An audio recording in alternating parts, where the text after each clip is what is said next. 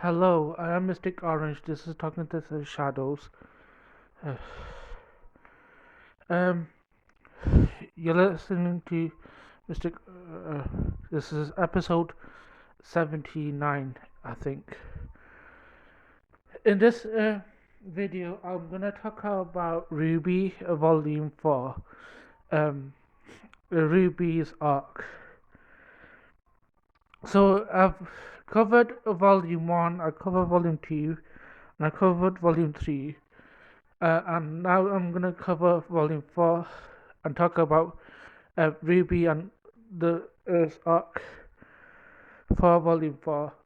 So Ruby for Volume 4 in this arc, I think for Ruby, I don't think we had enough of Ruby. I don't think. Um, I wish we got to see more of her because I don't think, in my opinion, we got to see enough of her. I think um,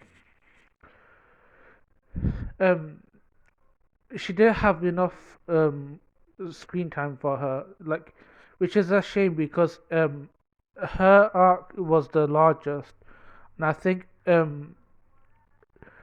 I'm kind of disappointed on like how little we got of Ruby. So that's how I feel. Um, Now for John, John, I think I like that he had interaction, like um, he get to see Pyrrha, and I like that Pyrrha like um guided him in that scroll thing, and it's nice to see Pyrrha again after her loss. So I kind of see like John is kind of grieving over Pyrrha, and that I think I can appreciate. It's nice that we're seeing effects of what has happened for this event of of the last volume. So we can see like John is kind of distraught about it. But I think there's a also disadvantage. I don't like that John is the only one who is um distraught about it because uh, John wasn't the only friend of Pyrrha. Both like Nora, Ran, and Ruby are also her friends. So we didn't get to see them like respond to this tragedy as well.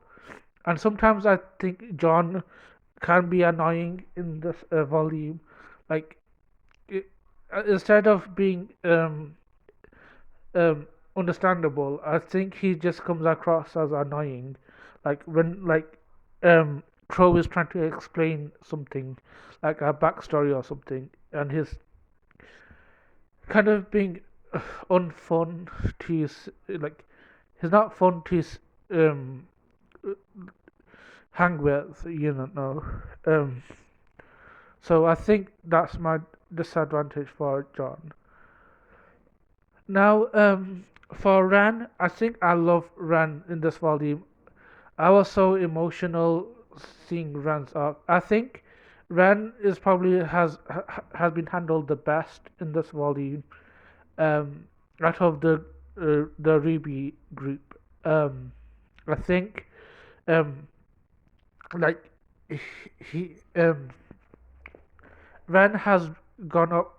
Like I respect him a lot more this volume, and I think as a character, seeing his back story with his like home life, as like when he was a kid, he was so cute as a kid.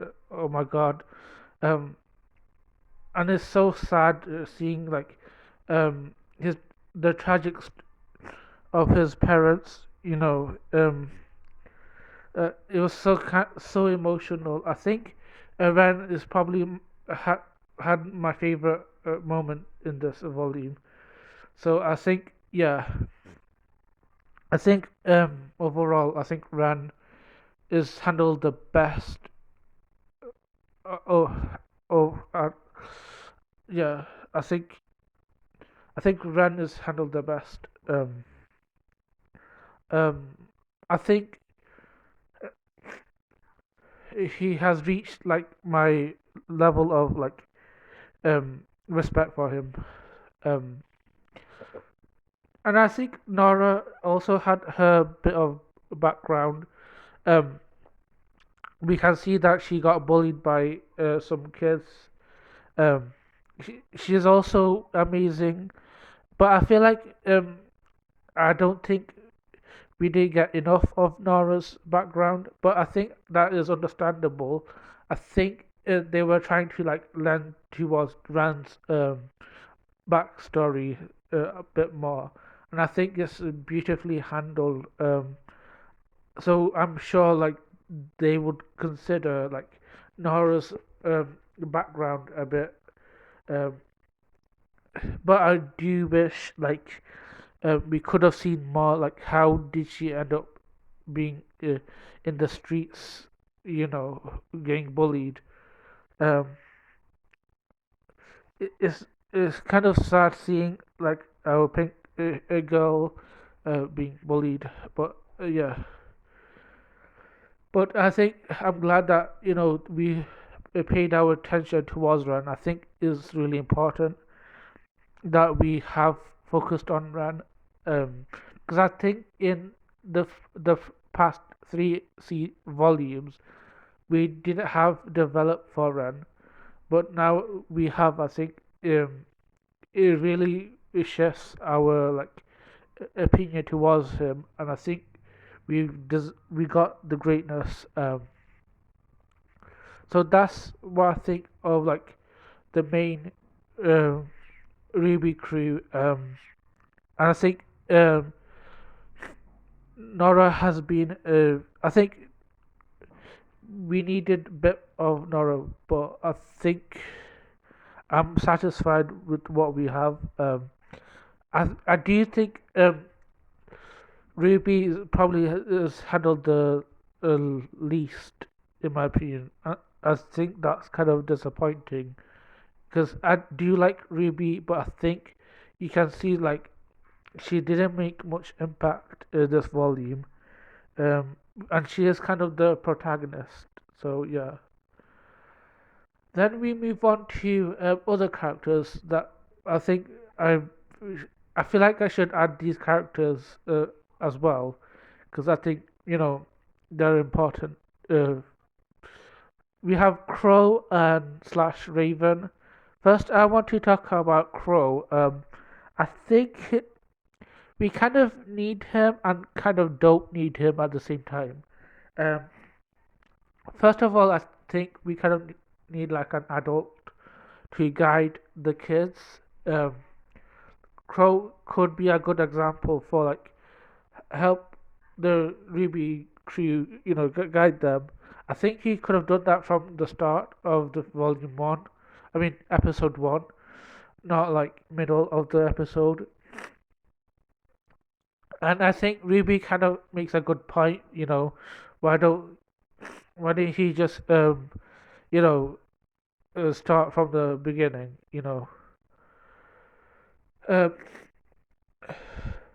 Because sometimes he does um like he does wander off, and and then he has to come back again. So I feel like he, I think he's kind of a dead weight.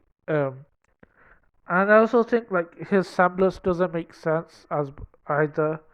So yeah, I think um, his bad luck is kind of a dumb semblance. I think his semblance could have been, um, being a bird. I know it's not a semblance, but I think that makes more of a sense than being bad luck. Because I think it's kind of contrived, the bad luck thing, because you don't know when it's happening. So yeah, that's my whole thought on Crow. For Raven, I think, you know, I, I don't have good opinions on her. I think Raven is a bit of a witch. I'm gonna use that word. I don't want to get demonetized. Um, she basically like left Yang, but she had the audacity to like tell Crow off for leaving her, and she's kind of dumb as well. Like, why not stick with the other group? Salem can't like yeah, they're stronger together, but like uh, what? I think Raven's kind of dumb. And then I think I want to fixate my attention towards Oscar slash Ospin. I think it's important that I include them in this video because share my opinions towards them. Um, I think I really like Oscar. I do have bias towards him. I think I consider Oscar as a favorite, one of my favorite characters. I do like the voice actor who played him. He's like the new addition. He kind of reminds me of like Roxy or from Winx Club. Kind of like the Sixth Ranger. Um, I think, but I do understand other people's problem. I do understand like there's not enough like development between like AM like his arc. Um, I think I wish they had a bit more like depth of his arc. I think I do like Oscar though. He's so sweet. He's so innocent. Um, I think he's kind of like a comfort character for me. Um, when there's like craziness is happening in this world, I just watch Oscar because he's kind of like a comfort character to me. So yeah. So that's my whole. I think he has this thing with his husband too. Like, it's yeah. I can understand his like Oscar's that dilemma here. Like, like just having this guy in your head and just it can be annoying. But Oscar's is Oscar is off to do some great things. Um, so that's all that matters. And I'm excited. Well, I've been watching since Volume 8, but I have been excited to see Oscar throughout, and yeah, I've been enjoying him.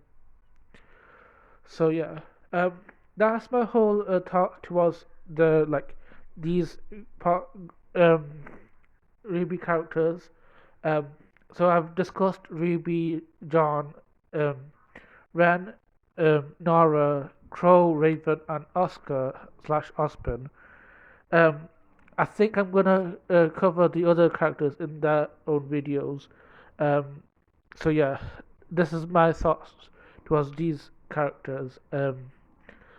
So thank you for listening. I hope you enjoyed this video and um, stay tuned for my next video, which will be on Weiss and Yang.